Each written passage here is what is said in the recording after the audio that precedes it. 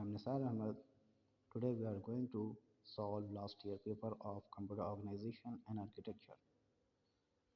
So the first question is the fastest data access is provided using cache, DRAMs, SRAMs or registers. As we know this that cache memory is the supplementary memory for the processor or the main memory. So in cache we are using the SRAMs and the DRAM is the main memory where the programs are executed. Now the fourth one is the registers. So registers are used in the processor. So that's why process the most fastest component in the computer. So the correct answer is registers.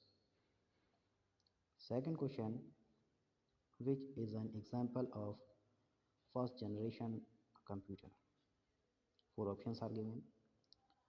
A. ADVAC, B. ADSEC, C. ENIAC, D.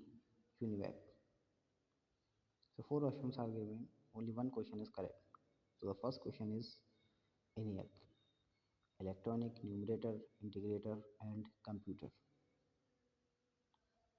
Third question, a CPU contains four options are given: a card reader and printing device, an analytical engine and a control unit and a arithmetic logic unit, D. An arithmetic logic unit and a card reader. First of all, we have to know what is the CPU. CPU stands for Central Processing Unit.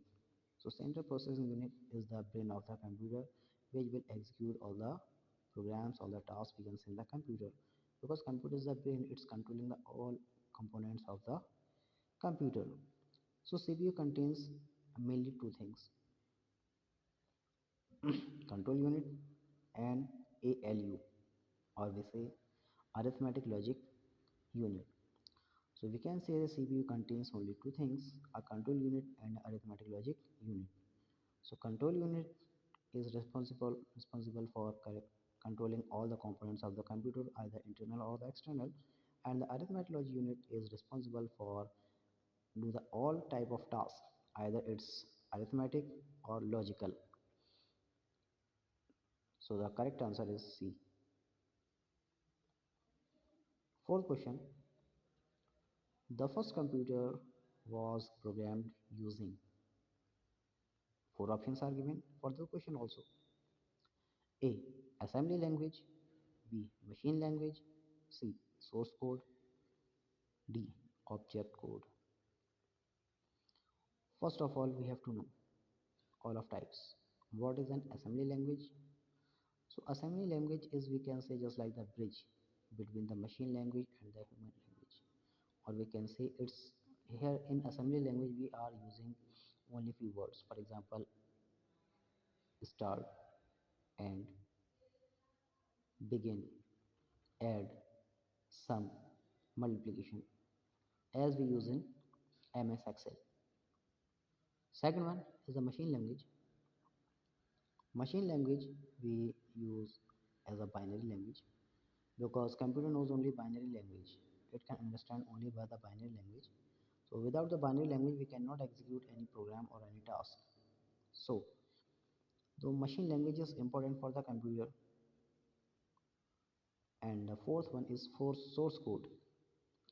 Source code is the main file of the program, that is called the source code, where we are giving the instruction to the computer that what it has to done. And the fourth one, object code.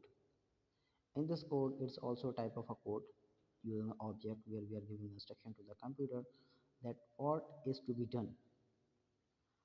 So finally, we can say the machine language can understand only machine, and assembly language both can understand, and source code we are writing in Java, C, C++, like this languages, and object code is the same.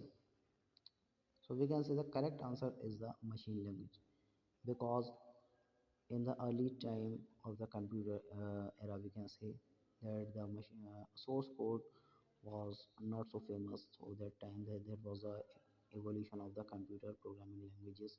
So that time we have used the so we can say the first computer were programmed using the machine code or the machine language. As we know, it's by the name, and the name is the binary language. Fifth one, dash computers are lower to mainframe computers in terms of speed and storage capacity.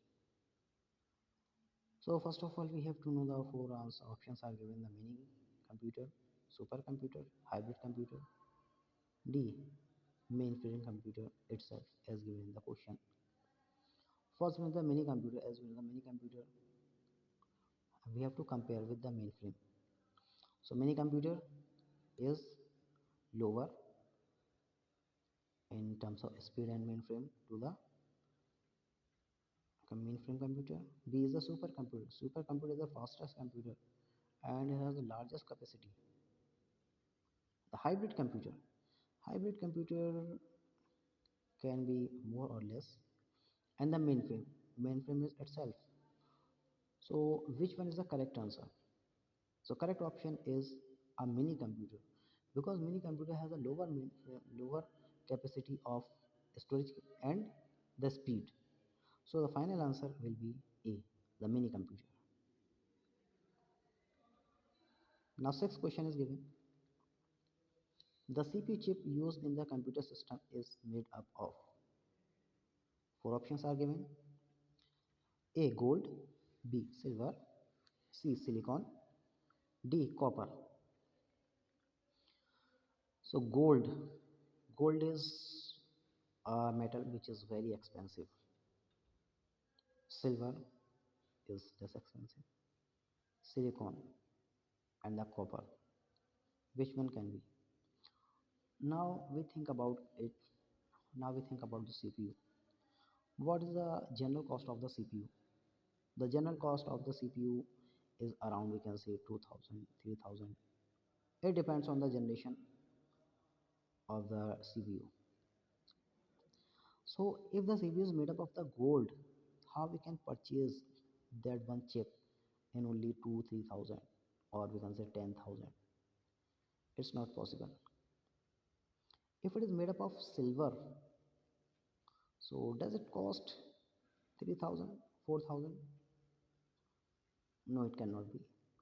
Silicon or copper, two options are left. So copper.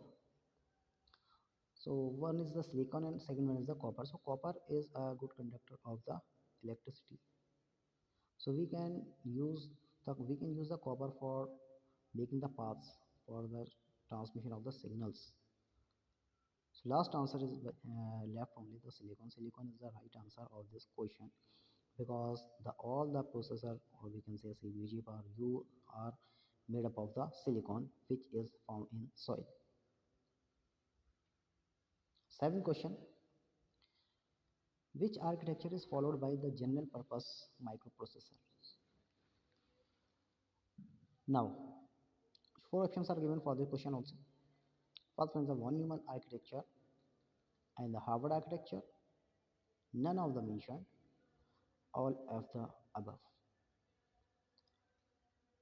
So the von Neumann architecture, where the data and the operation is held in two separate sections, and the Harvard architecture, data and the operation is kept in the single section.